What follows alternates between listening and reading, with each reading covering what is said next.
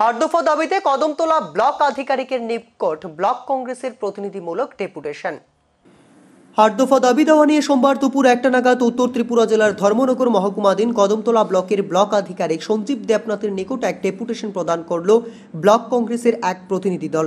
এদিনের প্রতিনিধিমূলক ডেপুটেশনে উপস্থিত ছিলেন ব্লক কংগ্রেস সভাপতি মানিকলাল দাস, কংগ্রেস দলের রাজ্য কমিটির সদস্য আব্দুল বাসিস চৌধুরী সহ বিভিন্ন গ্রাম পঞ্চায়েতের প্রধান ও উপপ্রধানগণ। মূলত 8 দফা দাবি দেওয়াগুলির মধ্যে উল্লেখযোগ্য হল 2024-25 অর্থ বছরের 1 এপ্রিল থেকে 15 ডিসেম্বর পর্যন্ত কদমতলা ব্লকের পিডিএফ, এফএফসি, এমজিএনরেগা সহ বিভিন্ন প্রকল্পে সরকার কর্তৃক কি পরিমাণ অর্থ এসেছে ও ব্যয় হয়েছে তার পূর্ণাঙ্গ তথ্য।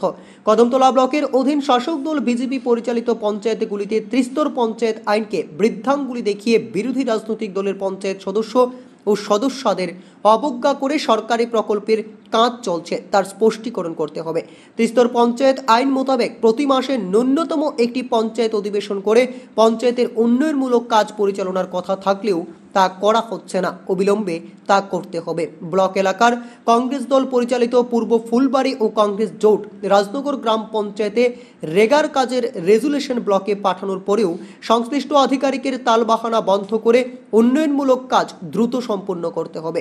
কদমতলা ও সরসপুর গ্রাম পঞ্চায়েতে পানীয় জলের তীব্র হাহাকার থাকা সত্ত্বেও যে জল সরবরাহ করা হয় তা দুবেলা করতে হবে ইত্যাদি। 54 কদমতলা কর্তৃক ব্লক কংগ্রেসের উদ্যোগে আজকে কদমতলা বিডিও সাহেবের কাছে আমরা ডেপুটেশন 8 দফা দাবির ভিত্তিতে আমরা প্রতিনিধিমূলক একটা ডেপুটেশন প্রদান করেছি।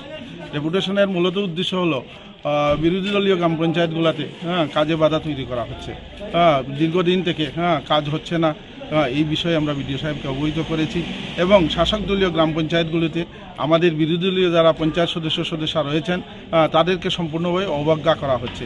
এই অবজ্ঞার ব্যাপারে আমরা বিডিও সাহেবকে অবহিত করেছি। উনি আমাদেরকে আশ্বস্ত করেছেন উনি বিষয়গুলো দেখবেন এবং যথাযথ ব্যবস্থা গ্রহণ করবেন। আমরা ওনাকে জানিয়েছি যে শাসক দলীয় গ্রাম পঞ্চায়েতে ব্যাপক আর্থিক দুর্নীতি চলছে, এই দুর্নীতিগুলার তদন্ত করা হোক এবং বিরোধী দলের সদস্যদেরকে যাতে পঞ্চায়েতের মিটিংয়ে ডাকা হয় এবং উন্নয়নমূলক কাজে যাতে যুক্ত করা হয় এই দাবি রেখেছি। আমরা ওনাকে একটা সময় বেঁধে দিয়েছি, যদি ইমিডিয়েট উনি ব্যবস্থা গ্রহণ না করেন আমরা পরবর্তী সময়ে বৃহত্তর আন্দোলনে যেতে বাধ্য থাকিব।